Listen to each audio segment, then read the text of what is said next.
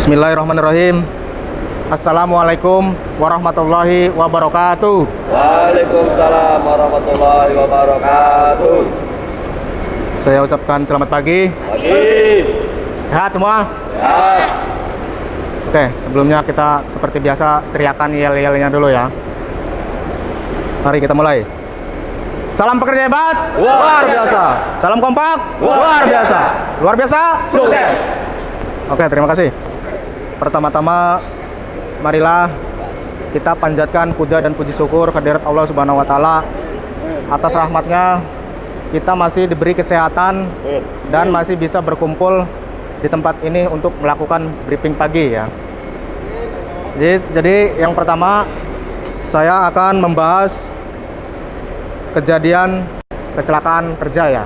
Jadi kecelakaan kerja itu ada beberapa faktor ya.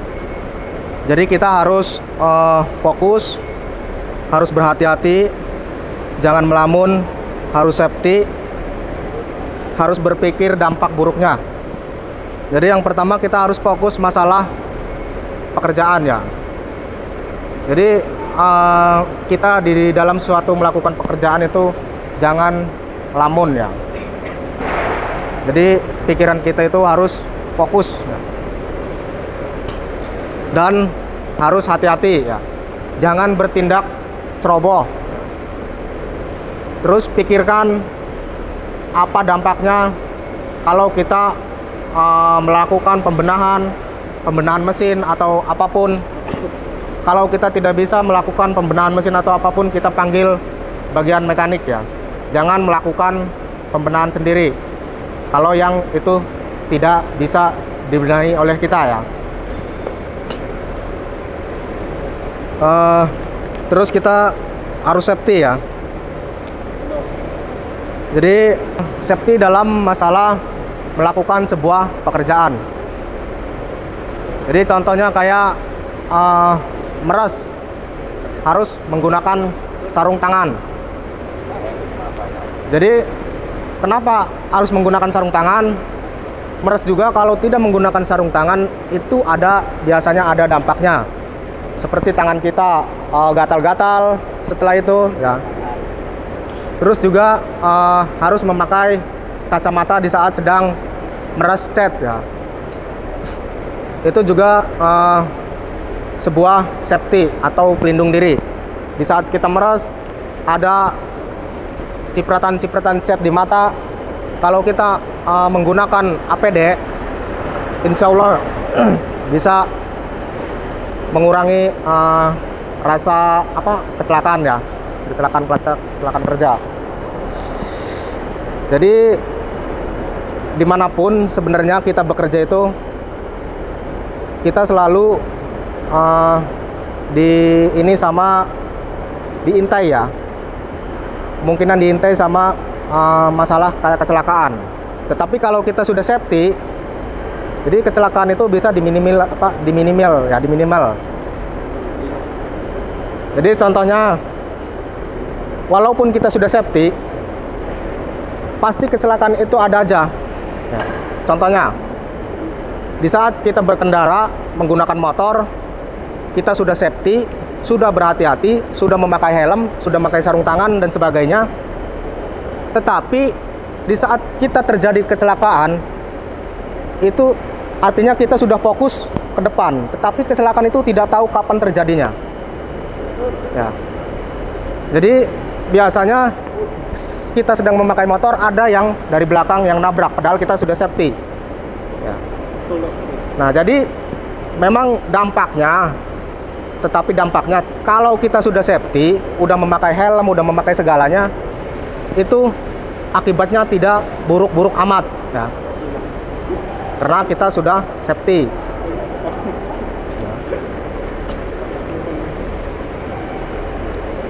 Terus untuk yang berikutnya masalah pekerjaan ya. Jadi yang pertama, ketika kita mau jalan packing tapi dusnya belum dibikin, tolong cari SPK-nya. Ya. Di saat saya tidak ada, dus belum dibikin, cari SPK. Biasanya SPK itu adanya di lab ya. Kalau tidak ada di lab, di atas Kenapa masih di atas? Biasanya warna itu baru jadi ya. Jangan nunggu saya harus suruh bikin dus sama anak dus ya. Harus berpikirlah, harus cekatan dalam masalah pekerjaan ya. Harus bisa. Terus yang berikutnya untuk bagian kaleng dan buka tutup kaleng sekarang sudah ada bagiannya ya. Jadi kita sekarang sudah ada bagian buka kaleng, buka tutup kaleng, dan yang mengambil kaleng atau sama yang mengetap. Tetapi di saat ada yang tidak masuk, saya harapkan bagian yang buka kaleng sama bagian yang Pak Jenal pasta nanti itu bergantian untuk menggantikan orang yang tidak masuk ya. Jadi kita tidak boleh lagi meminta orang sama bagian emulsion ya, karena kita udah cukup ya, udah pas lah orangnya. Terus untuk yang berikutnya bagian atas ya, bagian atas tangki harus dibersihkan. Jadi dari cat-cat yang mengulit atau cat yang tebal, semua tangki tolong harus dibersihkan ya. Karena nanti bulan depan pertengahan bulan mungkin Pak Robert akan kesini, informasi dari Pak Citro kemarin ya. Untuk bagian yang lain ikuti aturan pekerjaan sesuai SOP ya. Jadi ikuti sesuai dengan standar operasional kerja yang ada di tempat kerja kita ini. Terus kemarin ada yang nanya masalah sepatu.